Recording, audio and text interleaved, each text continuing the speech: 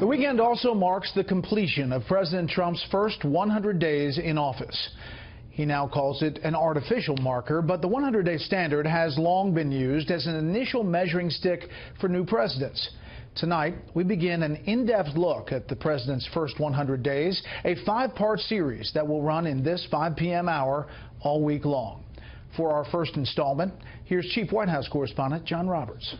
I, Donald John Trump, do solemnly swear. There's no question President Trump got off to a swift start on his first official day of business, signing 3 executive orders, fulfilling campaign promises to withdraw from the Trans-Pacific Partnership trade deal, implement a federal hiring freeze, and re-implement the so-called Mexico City policy on funding NGOs that provide abortion counseling.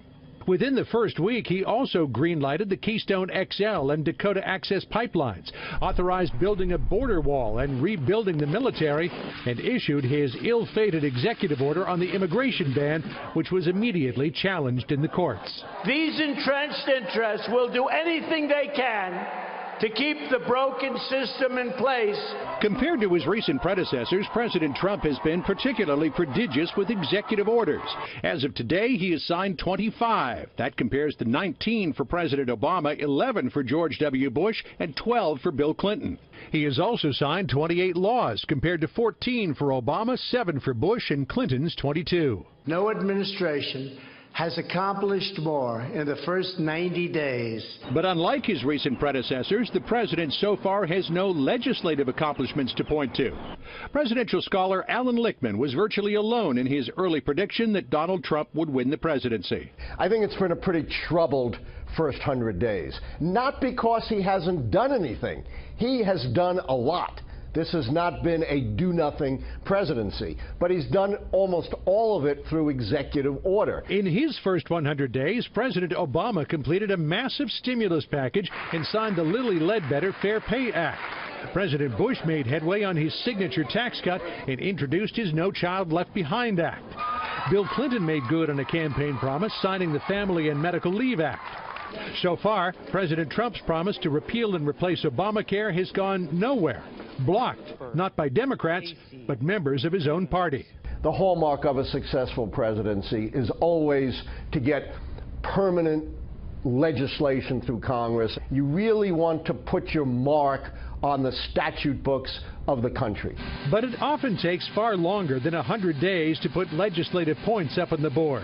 Ronald Reagan's first 100 was more a scene setter for what would come in the months to follow, including his signature tax cut signed August 13, 1981. This represents $750 billion in tax cuts. Candidates often backtrack from campaign statements as they roll out their presidencies, but President Trump's reversals have been notable in their degree and number. Among them, in the campaign, he loudly proclaimed China to be a currency manipulator, but now says they're not. He dismissed NATO as obsolete, but on day 83 told the NATO Secretary General it's not obsolete. He criticized the Export-Import Bank as unnecessary, but now says it's a good thing. And after urging President Obama in 2013 not to attack Syria, on day 77, President Trump ordered a cruise missile strike against Bashar al-Assad. Amid the flip-flops and setbacks, President Trump did rack up one major success. On day 12, he nominated Judge Neil Gorsuch to the Supreme Court.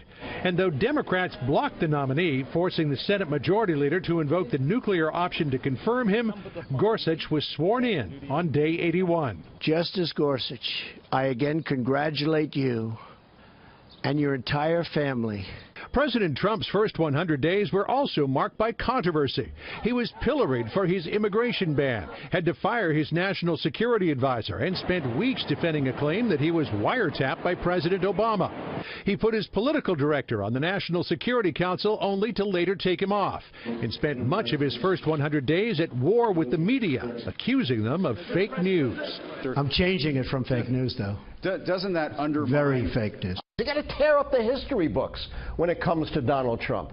Probably no president in history has been as sort of inclined to create controversy as Donald Trump has been through his tweets, through his statements, through his attacks on his predecessor, Barack Obama. Like many of his predecessors, President Trump faced foreign policy crises in his first 100 days. President Kennedy presided over the disastrous Bay of Pigs invasion. President George W. Bush wrestled with China's seizure of a U.S. spy plane. President Obama authorized the rescue of Captain Richard Phillips from Somali pirates.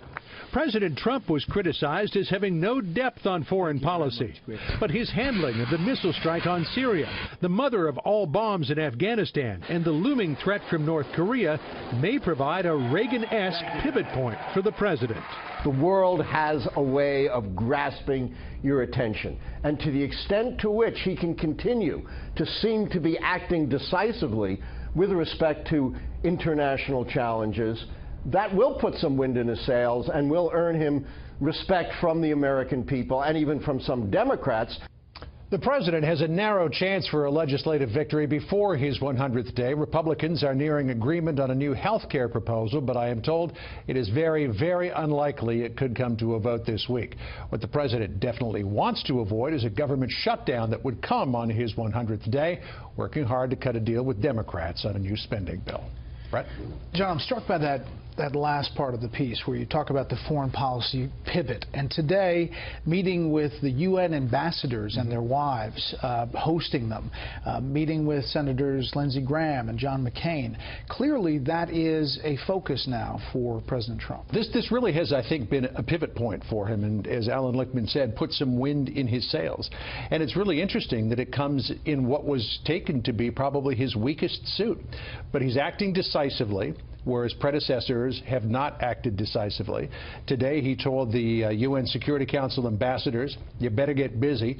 The United Nations is an underperformer, but it's got potential. And on Wednesday, he's having the entire Senate, well, at least he's invited the entire Senate to come over and have a briefing with Rex Tillerson, the Secretary of Defense, the head of the CIA, and the chairman of the Joint Chiefs of Staff. So he really is sort of finding that foreign policy, ironically, has become his strongest suit. And quickly, just your assessment of covering this White House. I mean, it has been fast and furious over these 100 days. It's been like drinking from a fire hose, but it's probably the most interesting perch that you could have is to sit. I mean, we get to sit in the front row of that briefing room, but just to be there at the White House during what will be 4 years of history, unlike anything I have seen before.